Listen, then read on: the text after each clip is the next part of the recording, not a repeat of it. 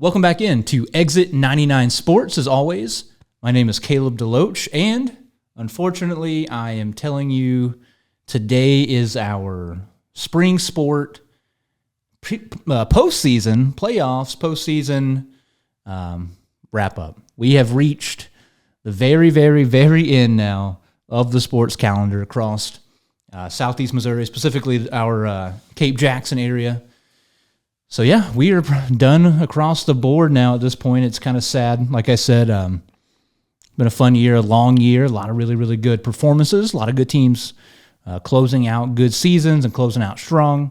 And so we will get into all of that here on this episode, try and talk about, how the season did end for some teams, and then do a little bit of, a look back, kind of see what teams are losing, kind of see how they finish the year, things like that, kind of how these teams have closed things out. And I'll just kind of start with, we'll go with individual sport, we'll go team sports first. We'll start on the baseball side of things. And some of these things I might have mentioned in the last podcast. I took the week off because of, because of Memorial Day. I was out of town. So we're going to jump in. Maybe, like I said, mention a few things that we've already talked about, but hit on all of our teams here in the Cape County area. So we'll start with Saxony Lutheran baseball. They're in Class 3, District 2. In their district tournament, they beat Kelly in the first round 4-2, but they did fall to Scott City 9-2 in the semifinals. Pretty good year. Also, Scott City got upset in the championship by Greenville, the 3 seed. Bananas. That was the most shocking thing I saw, I think, all postseason. Anyway, so the Saxony team, good year, 14-8. What they have on the Misha website, a very exciting team at times. They put up a lot of runs in some ball games, so they're very, very fun to watch, especially when the bats were hot. They play competitive. They're a good team, solid team. They only lose 3 seniors, obviously important players, led by Braden Moore, a kid who had the craziest game I've ever heard of individual-wise early in the year, going, I believe, 4 home runs, 2 in an inning. Just an absurd stat line in that one ball game, but he's going to be playing at the next level. Also graduating Isaac Koenig and Jason Sparks Jr., bringing back a good junior class, decent amount, a lot of freshmen, a few sophomores will be coming back next year. So I'm excited to see the Saxony team losing 3 good seniors, but a lot coming back, a lot of talent on the roster still going forward. We'll move up to a team that I was a little bit surprised how they went out. Notre Dame Bulldogs, Class 4, District 1. Only 5 teams in their district. So they played in the first round against Fredericktown. They went out 5-1 against Fredericktown. Tough way to end the year for the Bulldogs. They had a solid season. I was about to say right around 500. They did finish 14-1. It's the official record. They did have a tie the very first game of the season. Some highs, some lows. They broke the long streak losing against Jackson. They finally got a W over the Indians 4-3 at their place, so that was nice. They won a couple of games in the SEMO Conference tournament. Tough way to go out losing against Fredericktown, but a good season nonetheless. They will be losing quite a bit as far as seniors go on the baseball team. I'll run through some of these names. I know several guys are going to be playing at the next level, including Channing Pattengill, Reed Morgan, Lawson Mills, Michael McClard, Logan Landaway, Nick Gata, Brett Dohan, and Jack Cozine Jr. all going to be graduating. So a big senior class, kind of how it's been across a lot of sports for Notre Dame. I remember doing the same conversation, talking about their boys basketball team. They lost 1 million kids there as well. Similar case to baseball. Good-sized junior class, though. Big sophomore class, big freshman class coming up. So some good talent still waiting in the wings. T.J. Bolin, a guy we talked about a lot. Very, very good pitcher. Had a very good season at the plate as well. So some solid talent returning, but they do lose quite a bit, and some, like I said, I believe 3 guys playing at the next level. So a tough bit of talent heading out the door, but a good season by the Bulldogs. Nothing for them to hang their head about. Finishing this year at 500. Moving up to Class 5, the Cape Central Tigers lost a 2-1 decision to Festus up at, I believe, North County is where the game was at. Festus was a 3 seed. Cape was a 6 seed. Festus, very good team. They kind of underperformed throughout the regular season. And then the Tigers, maybe you could say overperformed maybe some expectations in a way, especially if you reset expectations after the start of the season. They began the year 0-6, I think it is. Let me look. I'll pull it up here. 3, 4, 5, 6. Yep, they lost 6 games to start the year. Maybe not against Sykeston,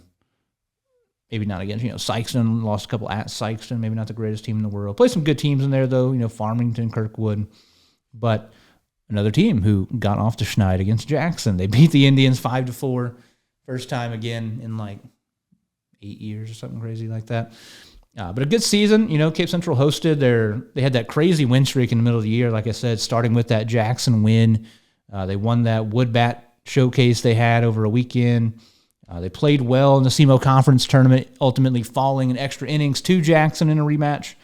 Had a good season. Maybe closed out a little weak. The back half of the schedule didn't go quite as well. I felt like that Jackson loss really kind of knocked the wind out of their sails a little bit. But throughout the year, the Bats were hot most of the season. They're a team that's also going to be losing a little bit, especially in just pure talent-wise. They're going to be losing Keegan Palmer, coach's son. Coach Palmer, first year, did a pretty good job there. 13-15 where the Tigers finish. Keegan was phenomenal on the mound and at the plate. I mean, he was their guy they turned to. He was the ace they turned to when they needed, him in big moments, when they're facing big-time opponents like Jackson, et cetera. They're also going to be graduating Braden Mead, who I saw is going to be playing at the next level as well.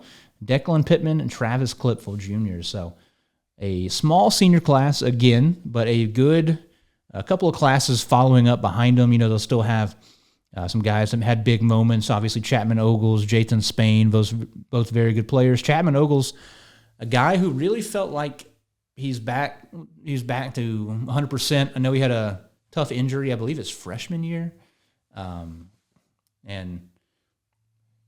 It's blowing out an arm, something like that is not something that just fixes itself overnight, and not just your first year back. You're not 100%. I think he looked quite back to where he had been earlier in his career.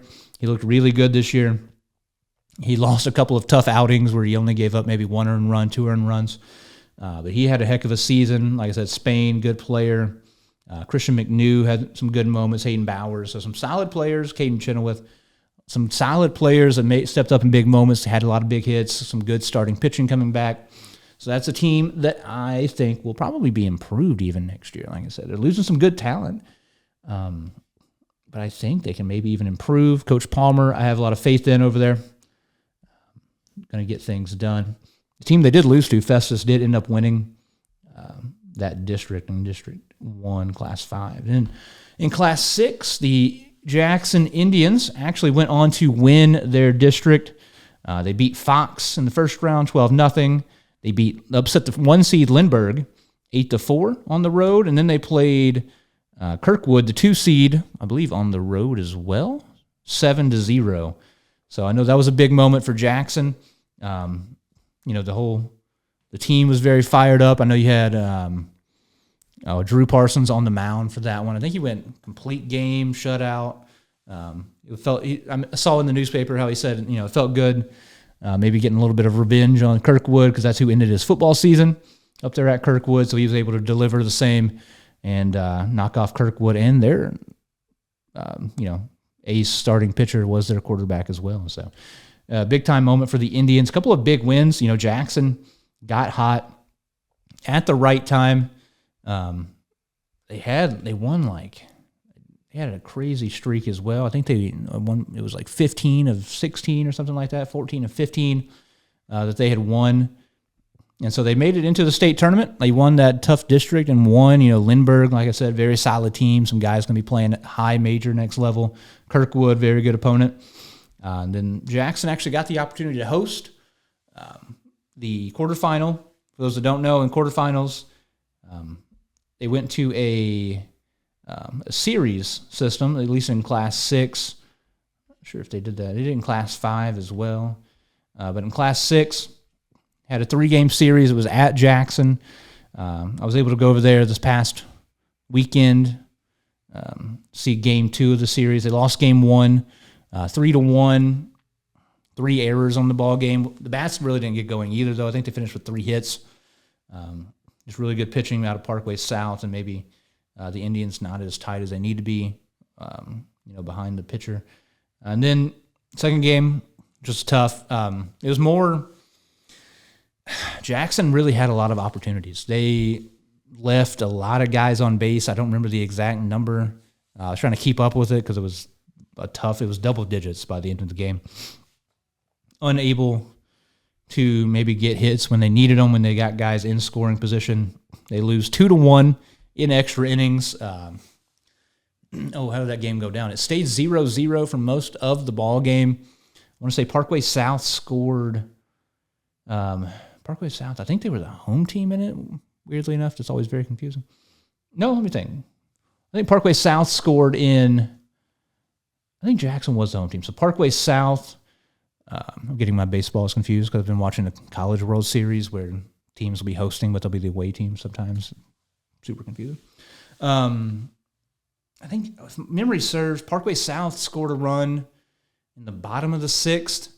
Jackson turned around, got one across to tie it, sent it to extras, and I believe in bottom 8, Parkway South came away with the victory.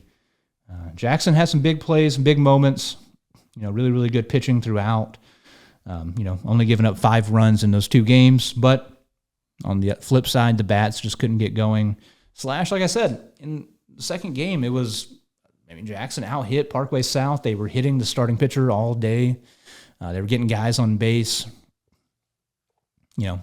Whatever. I don't know how many there's decisions you can question, but regardless, they got guys on base. They just could not get guys across home plate. So they come up short there, going 0-2 against Parkway South. So Parkway South going to be heading to the Final Four. Jackson had a chance to go back to the Final Four for the first time in a few years.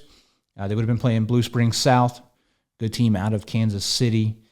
But that does end the Indian season there in the state quarterfinals. They're another team going to be losing quite a bit of talent. A few guys going to be going high major, or at least D1 that's going to be graduating off this roster. They lose. Let me pull up the whole list here. So I'll just read through. It is a long list, about 10 guys here.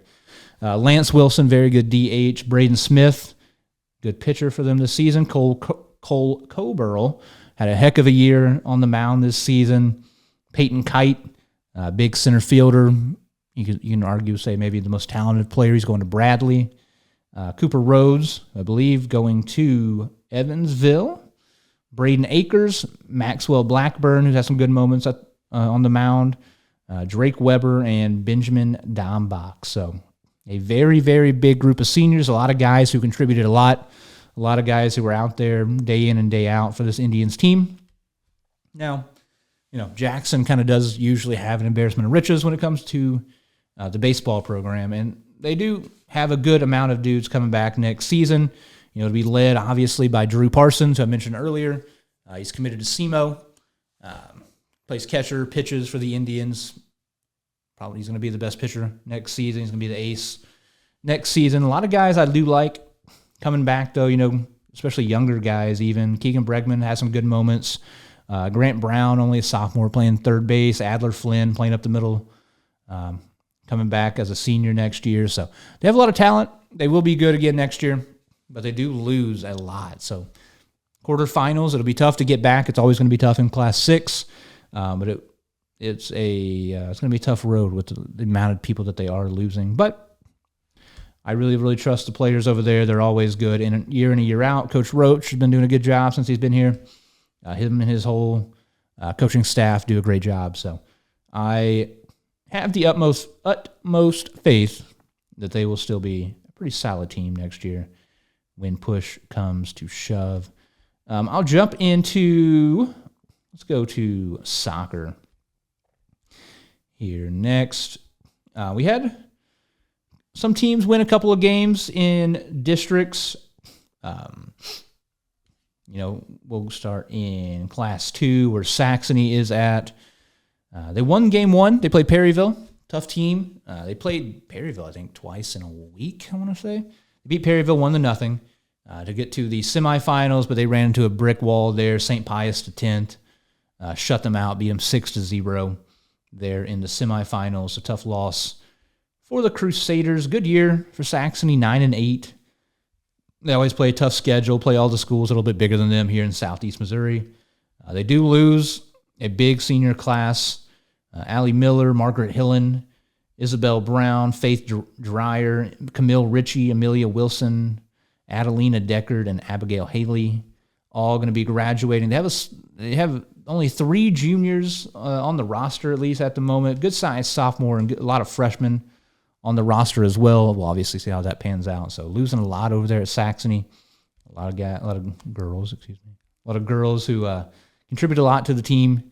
So we'll see how they are able to kind of recover from some of that. Like I said, pretty good year, 9-8. Had some decent wins. Beat Marion, Illinois. They beat the teams they were supposed to throughout. If you look at the schedule, the teams that are below 500 usually were wins. Some of the teams maybe above 500 were losses. Put it on Cape Central a couple weeks ago. So good year overall for the Lady Crusaders. But they do lose in their district semifinal. Class 3, District 1, Notre Dame. It was actually at Cape Central. So Notre Dame won their first round over Farmington. Cape Central won their first round over Sykeston. So those two teams actually met in the semifinals at Cape. It was all Bulldogs, 8-0. Notre Dame just bum rushed the Tigers. Just blew them out completely from the get-go. And Notre Dame actually went on to win their district. They faced Festus in the championship, won that ball game 2-1, and sent themselves into the state tournament. However, once they got there, they had a very, very, very big task waiting for them. They're taking on St. Joseph's Academy. St. Joseph's, absolutely incredible. One of maybe the best program in the state, one of the best programs in the state. I looked up their winning ways numbers. They came into the game, by the way, 15-3. But throughout their history, they have 7 state titles. They've come in second 3 times. They've come in third 6 times, and they've come in 4th place 1 time. So a team that you expect to be at or around the state title every year. They do run over Notre Dame 7-0. So the Bulldogs, good year. Once again, they had a very tough stretch to start the season. They played some good teams. They played a couple of Parkway schools, caught a couple of losses there. They lost to Jackson. But then the back half of the schedule, once again, kind of the games that they should win. They did a great job taking care of business, beating a good St. Vincent team 4-2. Pretty much they blew out Saxony. They beat Cape Central, blew out Farmington, beat Perryville, went on the road, beat Poplar Bluff. The only blemish from mid-April on was losing in double overtime to St. Pius X, who won 16 games. So, good year. District championship for the Bulldogs. They, once again, are another team. As you expect, these teams that are better traditionally are led by a lot of seniors.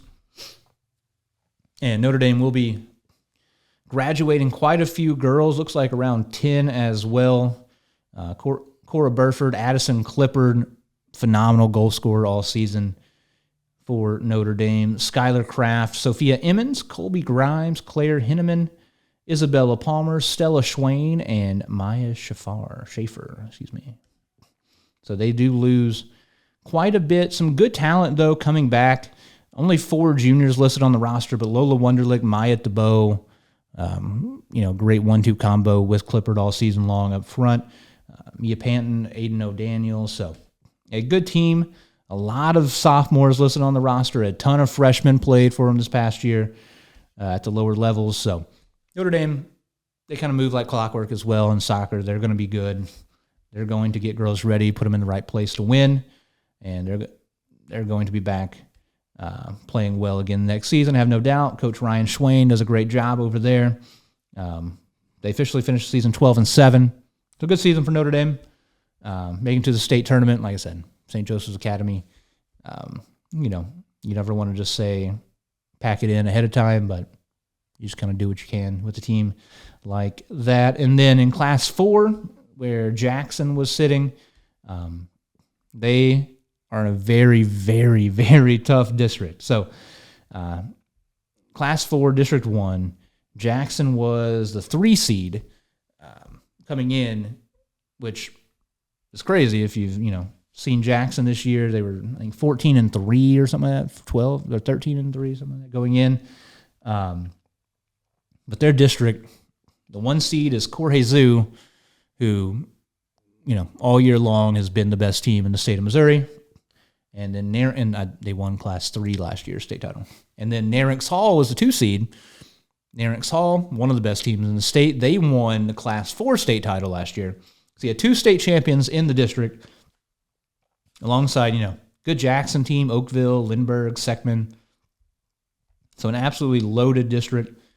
And Jackson came away victorious 2-0 over Seckman in the first game of districts. They got a goals from Mia Becker and Maya Domian. But then they played Narix Hall in the semifinals. Death taxes in Narix Hall kind of right now for Jackson, the girls' soccer. Narix Hall won 2-1 in overtime. Like I said, Narix Hall reigning state champs. Maya Domian had a great goal from way outside the box in the first half. Jackson led 1-0. Narix Hall was able to equalize, and then late in the first overtime, it's a golden goal, so if you score, it's over.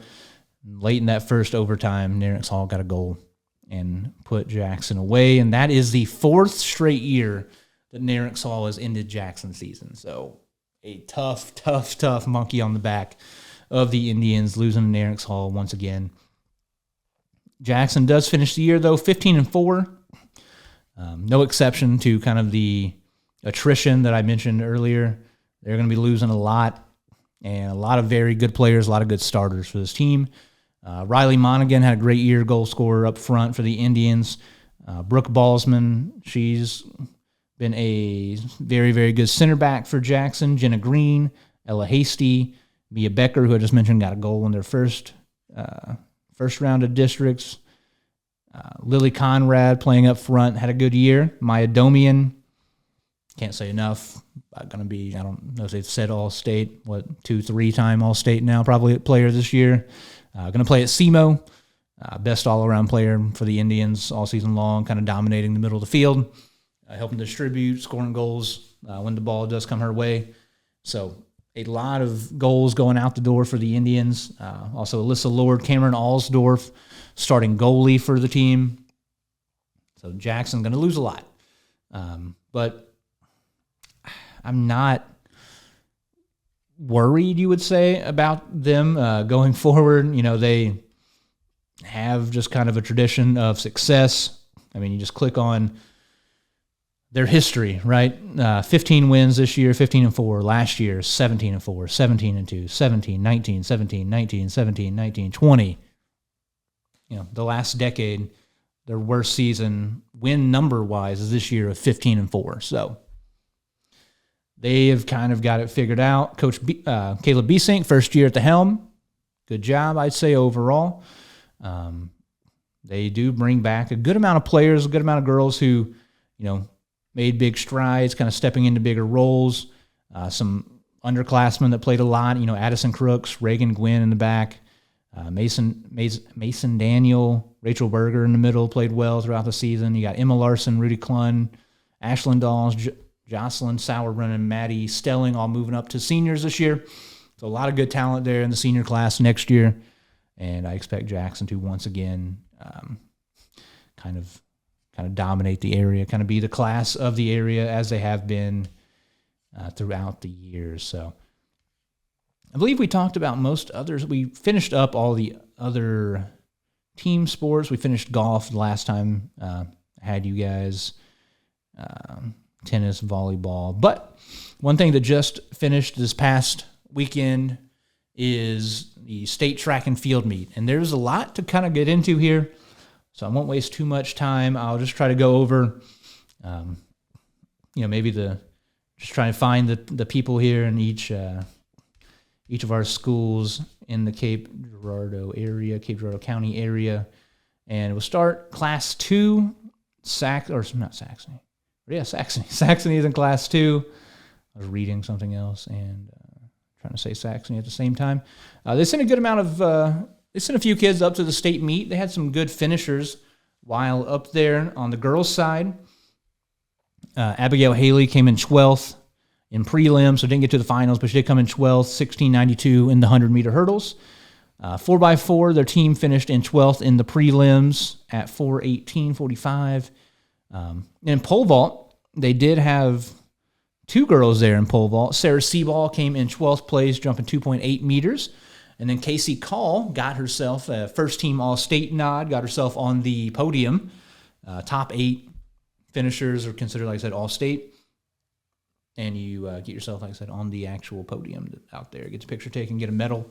So Casey Call does come in 7th place, jumping 2.95 meters. So good job by Casey. Over on the boys' side, they sent 2 boys up to the state meet. Maxim Mayhew, good 400-meter runner all season long, been very competitive down here in Southeast Missouri. He runs 51:77 to come in 11th place, just outside of the finals. And then Nashawn Davis, he comes in 9th place in the 110-meter hurdles in prelims at 15:82. So pretty good time there by Nashawn, but he gets just out of that first-team All-State recognition. So good season overall, like I said. A lot of kids very competitive throughout the year here in the area. Nashawn Davis been one of the better 110-meter hurdlers on the boys' side of things. So a good season for Davis, and like I said, pretty good year, pretty good showing there up at the state meet for Saxony. And like I said, one girl getting a medal there, Miss Call. So we'll go up to Class 3.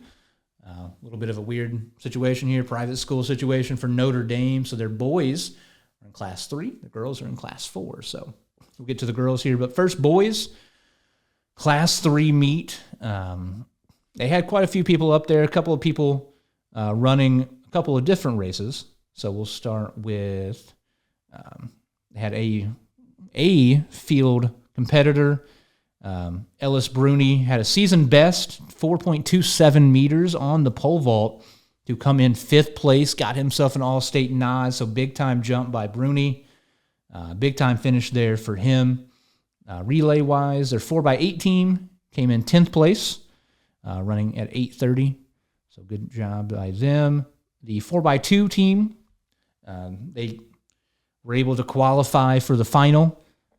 They qualified in 5th place, and they finished in the final in 5th place as well, running 1:29.63 in the final to get 5th place there for the 4x2 team. So they come in as all-state group. And then the 4x1 team, they finished in 8th place in the prelims. So they just snuck in the prelims. But that's all you got to do. You just got to get there, get yourself into the finals. They were able to do that. Let me pull up the 4x1 here. And they got themselves to the finals. And then once they got to the finals, they outpaced themselves. They beat their seed and came in 5th place, running 43.28. So a little bit of 43.28. So a little bit of an improvement from the prelims. Got themselves in 5th place. So good showing by the 4x1, 4x2 teams. Some good sprinters there for the Bulldogs. Maybe not guys that got there individually up to the state level, but as a relay team, they did a very, very good job. In the hurdles, somebody I've talked about a lot this season, Trenton Powell, has been very, very good for Notre Dame all year long. One of the better hurdlers in Southeast Missouri. He made it up to state in the 110 hurdles and the 300 hurdles. Maybe a little bit better in the 300 hurdles for him personally. And the 100 will start in the prelims. Another guy snuck in there at 8th place, made it to the final. But once he got to the final, kind of outpaced his seed. Finished in 5th place, ran 15.08 seconds in the hurdles, so good showing there by Powell. And in the 300 hurdles, he ran kind of same positioning in the prelims and the finals. He comes in 3rd place in the finals, so big time. 3rd place is no joke. Top 3 in state is huge. And he ran that in 40.30 there in the finals. He's been a guy hanging right around the 40 mark all year. He's kind of dipped under a few times, I think, got to 39. So he's had a good season. Another good year by Powell. He'll be back, and he'll be very, very tough to beat next year in the hurdles. And then had a couple of guys up at state for long distance, 1,600 and 3,200. So same two guys. Aiden Morris and Jackson Jones. Aiden Morris is a guy I've talked about a lot. I like Aiden Morris a lot. He is only a freshman, and I knew all season long he was getting to the spot and able to make some noise, I thought, whenever he got to the state meet. And he did just that. In the 1600, Jackson Jones comes in 15th place at 4:38. In the 1600, Aiden Morris, however, gets 7th to put himself in the first-team All-State category, got on the podium, finishing in 4 minutes, 20 seconds for the freshman. And then the 3200, Jones came in at 11th place, finishing in 10 minutes, 16 seconds. But Aiden Morris ran a very good 9:33 to come in 3rd place there in the 3200. So phenomenal season by Aiden. Only a freshman. I mean, progress isn't always linear, but you have to assume only going to get better from here, only going to get stronger, only going to, fill out, develop more. He's only 14, 15 all season long. So very excited to see what the future holds for Aiden. And, heck of a year, coming in 2 different races, finishing All-State is nothing to thumb your nose at all. That's big time, especially, the 16 and the 32. Running that many miles over a 2-day span, tough at that high of a level in pretty warm conditions, if memory serves. So, great job there by Aiden. Like I said, kind of living up to what I expected by him, expected for him all season long. So we'll jump up now to Class 4, where we will find the Notre Dame girls. Click on them, see how they finished out. They had some good showings up at state. They had a lot of qualifiers up to state. They did very, very well in the sectional in Class 4, Sectional 1. So predominantly, Southeast Missouri, kind of the St. Louis area as well. They got a lot of runners through, a lot of people in field events through as well. We'll stick on the field side first. Throwing, javelin, Claire Robert comes in 15th place over 31 meters. Mary Human comes in 13th place. In the shot put, 9.75 meters. Big finish here in the pole vault for the Bulldogs, a girl who's been consistently one of the best in Southeast Missouri all year, Abigail Spooler, 3.31 meters, gets her 4th place, gets her that all-state recognition, gets her well up on the podium there in 4th place. 2 triple jumpers, Grayson Maurer and Lily Carr were in the final. Lily finishes in 14th place. Grayson Maurer gets up into the all-state realm as well, coming in 6th place there, over 11 meters on that triple jump, so big time showing there. And then in the long jump, Vida Galati comes in 7th place for the Bulldogs. Maybe somebody I kind of overlooked a little bit throughout the year, peaking at the right time. That's what you want to do in track and field. That's kind of what it's all about. You're working, you're getting stronger, getting in better form. But you want to make that improvement gradual to where you are running your best, jumping your best, throwing your best, whatever it is, this time of year at the state meet, in districts and sectionals at state. You want to be hitting PRs. You want to be the best you can be. And Galati, like I said, long jump, 5.18 meters. That put her on the podium as well, 7th place. So big time showing there. So like I said, a lot of all-staters there on the field side of things. Running did not get up there on the podium this year for Notre Dame, but I do think some noise will be made in the future for the Bulldogs in the 200. Jesse Iwuchukwu comes in 16th place, 26.94. Didn't make it into the final for the 1600 and the 3200. You had the same 2 girls qualified out of sectionals there, Martina Ressel and Lily Coy. Lily, the veteran of the group. Martina, only a freshman, another phenomenal freshman for the Notre Dame. In the 1600, it was Martina coming in 11th, and Lily Coy coming in 14th place. Martina finished in 5:14. Lily Coy 5:28. And then in the 3200, they swap positions. Lily Coy comes in 11th at 11:41, and then Martina Ressel runs 12 minutes, 12 seconds, come in 13th place in the 3,200 meters. So very good season by both of them. They've been consistently very, very good throughout all year in those long-distance races, especially around the area. They've been very, very fun to watch. And then we got several relays, but before that, 300-meter hurdles. Lily Carr Comes in 12th place, does not make the finals, but comes in 12th place for 47.94 in the 300 hurdles. And the relays had the 4x1, 4x4, and 4x8 up at state. The 4x1 came in 10th place in prelims and didn't make the finals. They ran 49.51.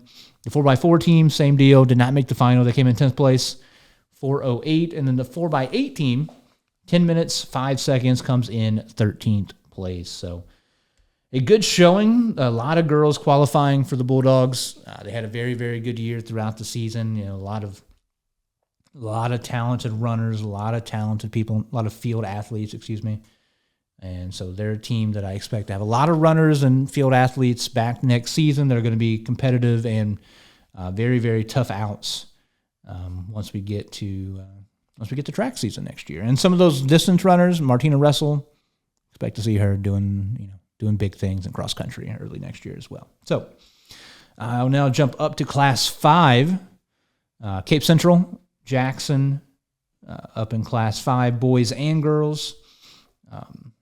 Let's see, how do I want to go about this? We will start, I'll go with Cape Central first. They sent a decent amount of athletes up there, a couple, especially on the girls' side. Maybe a little bit of a surprise for me personally.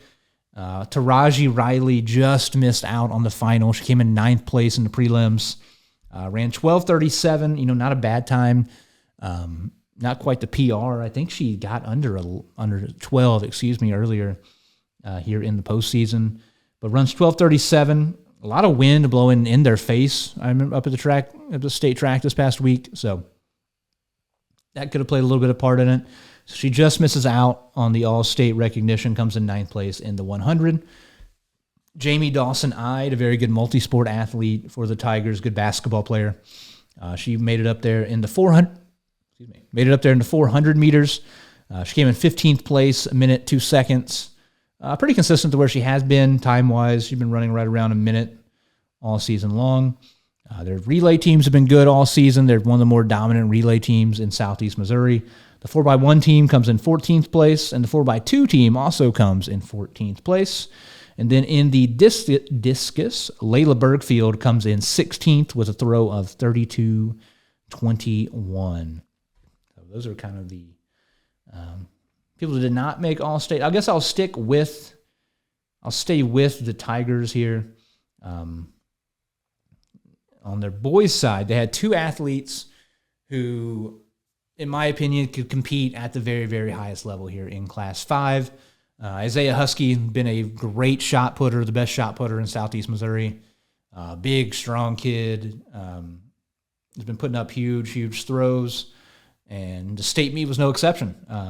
He'd been up over 17 meters pretty consistently throughout the year. I know he had been working on, implementing the spin in his throws throughout the later part of the season. But, he came out, he showed out here in the shot put. He put up a massive throw, 17 meters, 17.76 meters, to finish third in an absolutely stacked field. And when I say stacked, I mean he was throwing against the greatest thrower that we will ever see in the state of Missouri, right? Jackson Cantwell, a kid from Nixa. He's the number one football recruit in the country. He's 6'8", 320 pounds. He's a freak of nature. His parents were like Olympians. The kid was touched by the wand. He has every physical gift kind of just put into him early on. Isaiah Husky had a big number to try to compete against. Cantwell and his teammate Hayden Mays up over 18 meters as well. Jackson Cantwell, for reference, like I said, Isaiah Husky, 17.76 meters. New PR for him, comes in third place. Jackson Cantwell threw 23.45 meters. That's 76 feet, almost 77 feet. Banana land. Kid's insane. Kid's a freak of nature. Huge throw by Husky. Like I said, I've loved seeing the numbers roll in for him all season long. He's a beast in the shot. He's been phenomenal all year. And he's got another year to go, only a junior. I don't know what's going to happen with Cantwell. He's a junior as well. Big-time football recruits usually like to graduate early, get into their football program early.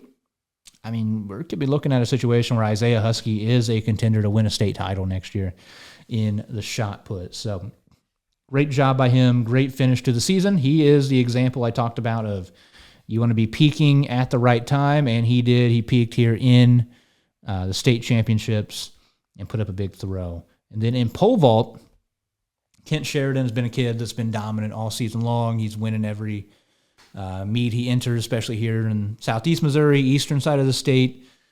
He's been very, very good all season long. He comes in second place this year, 4.71 meters. That's 15 feet, 5.5 inches, just short of Jacob Poole, senior from Kirkwood. So kind of take that transitive property there. Kent Sheridan is the favorite going into next season. He is the favorite to win a state title next year in the pole vault. He comes from a great, track family and coach, dad. So I expect him to be back. I expect him to be excellent next season as well. Heck of a year. Like I said, he was just under that PR. I think his PR is 4.78, which was the winning jump. So I know he'll come back hungry.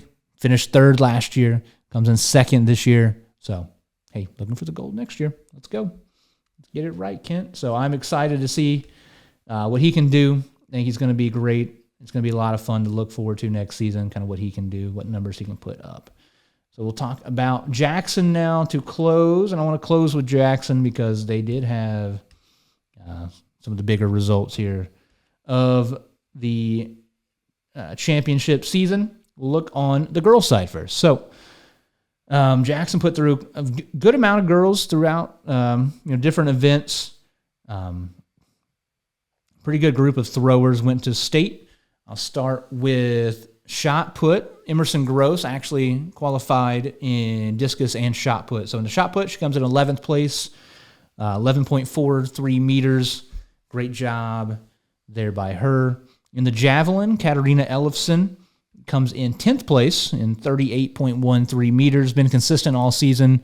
Been one of, if not the best, javelin throwers, here in southeast Missouri. And then in discus, you get the high finish there of 5th place for Emerson Gross, a senior. I saw that she hadn't really thrown the discus before up until this year. But hey, some natural ability there. Kicked in pretty quick for her. She's had a heck of a year. Comes in 5th place, almost 39 meters on that throw. So a heck of a finish, all-state finish there for Miss Gross. Also, for the Indians, had another big-time finish. Amelia Fox in the pole vault, only a freshman.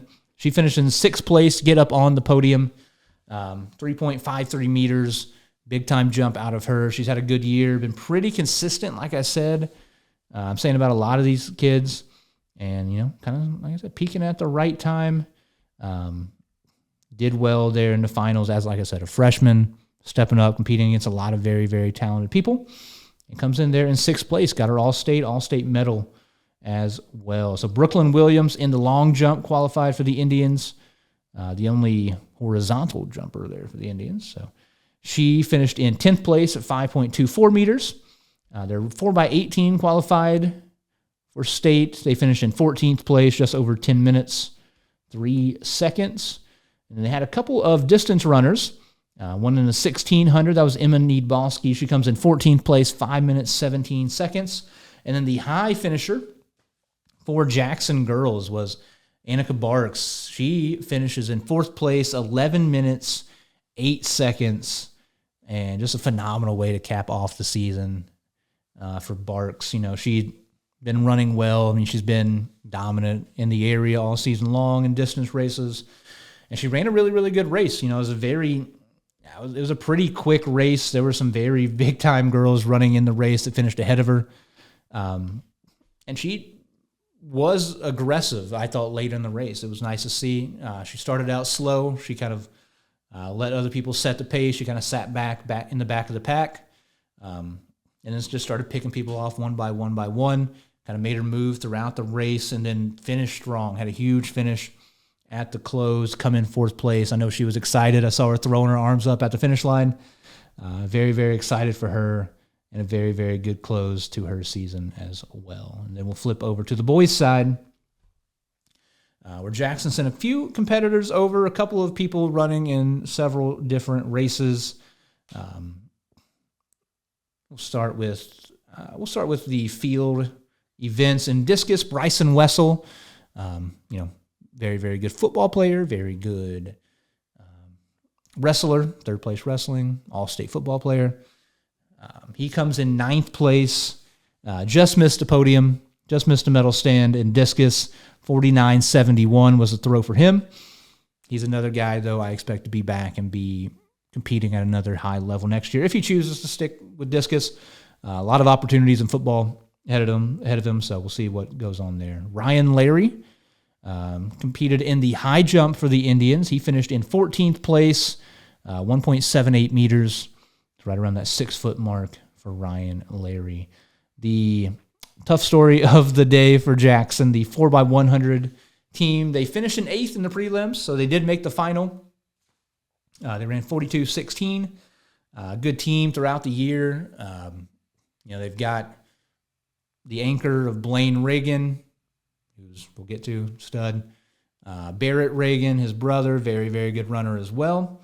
And then in the middle, they had Memphis Maddox and Jalen Hampton, a couple of guys who I'm expecting very, very big things out of. A little bit of the non-traditional lightning backfield the Indians will be running next year. I assume they're both going to be in the backfield next year. But yeah, Memphis and Jalen Hampton, phenomenal speed, young guys. Memphis a freshman, Jalen a sophomore. So they make the final. And then the one thing you can't do, Barrett Reagan false started to start the race, and so they got DQ'd in the final. Were unable to run, able to technically finish all state, I believe is how that works. So they were unable to get a medal. That's a very, very tough break for those guys.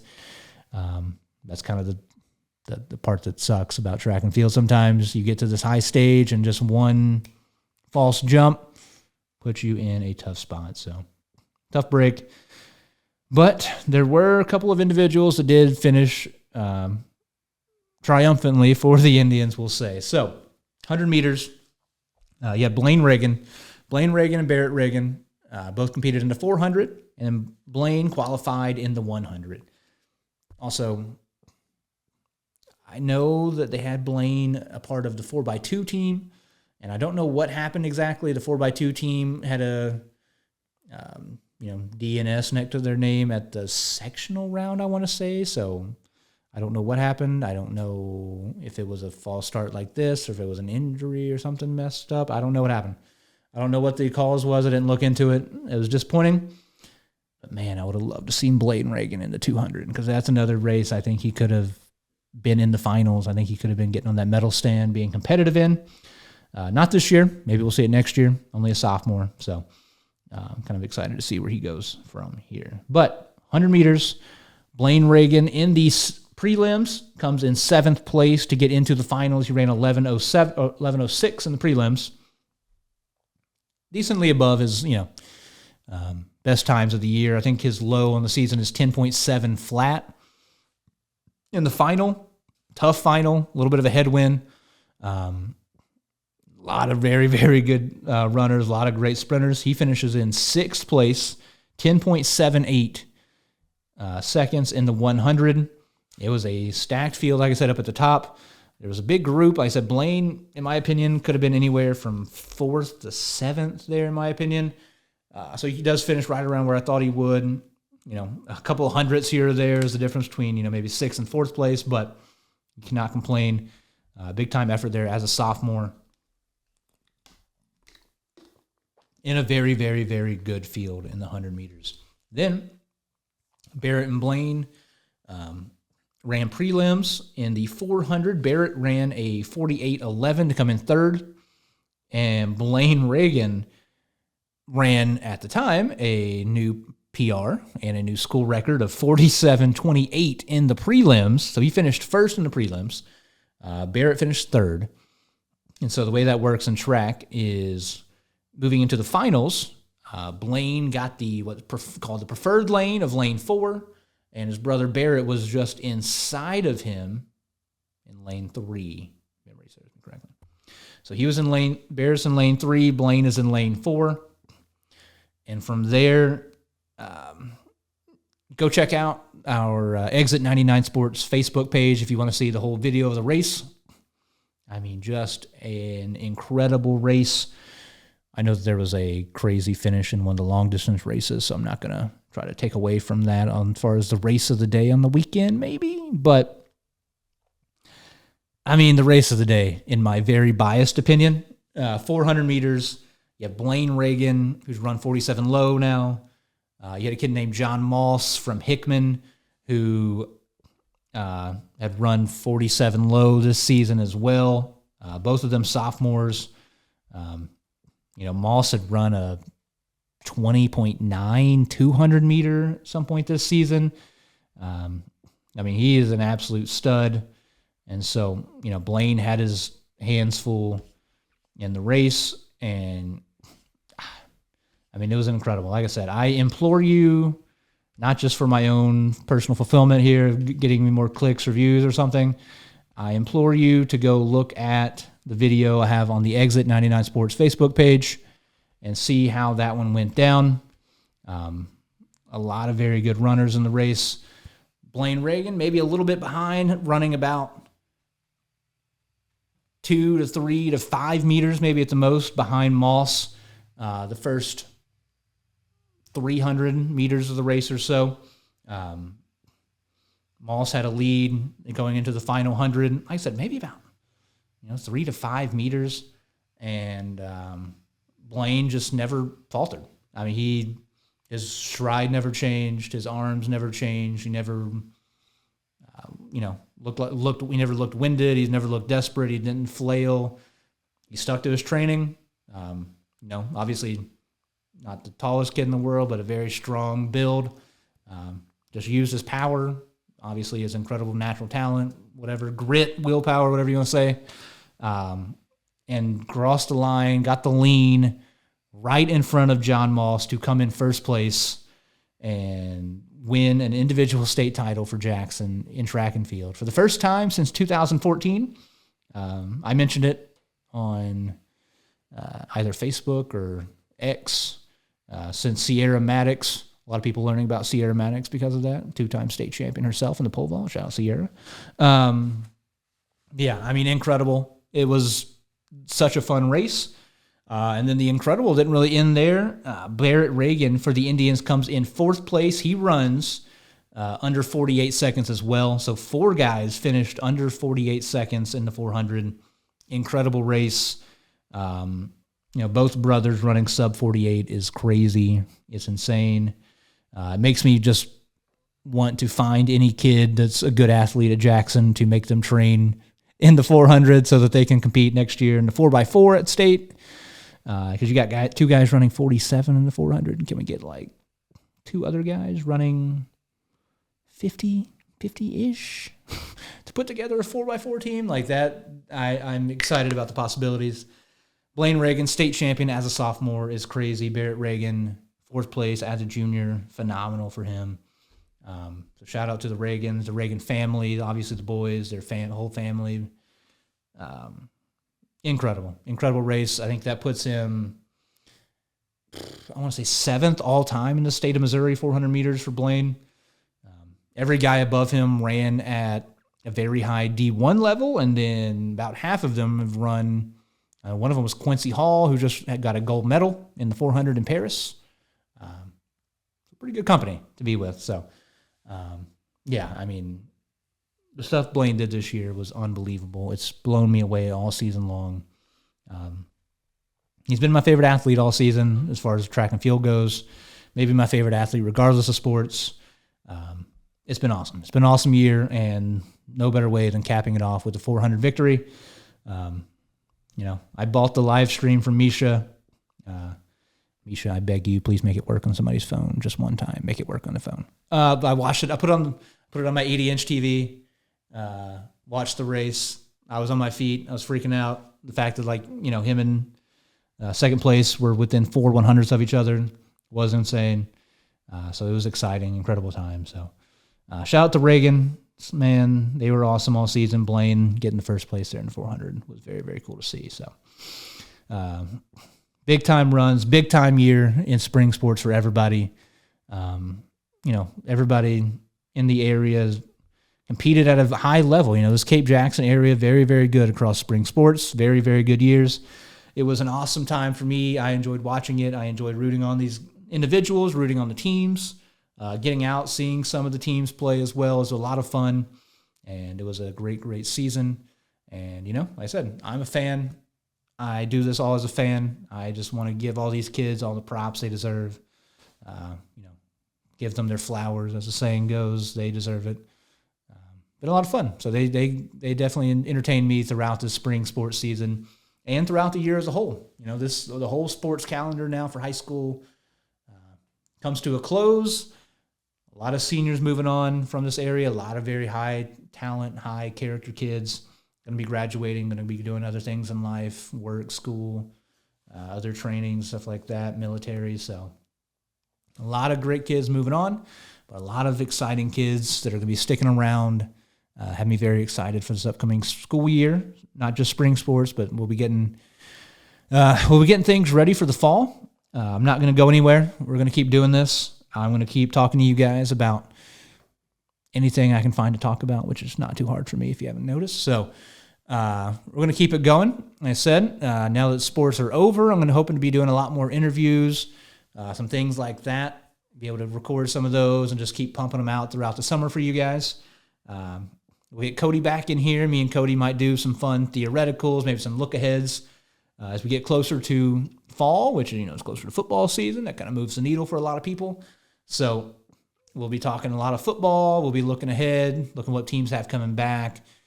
Maybe do some fun drafts of historical teams or do some top 10 list, make people angry, stuff like that. So I appreciate you guys as always. Thank you for watching. Thank you for listening. Make sure to like, subscribe, follow us wherever you are seeing this or hearing this at. We're always on Spotify, Apple, Amazon. You can watch us as you may be right now on Facebook, YouTube. Check us out everywhere. We got social media platforms everywhere as well.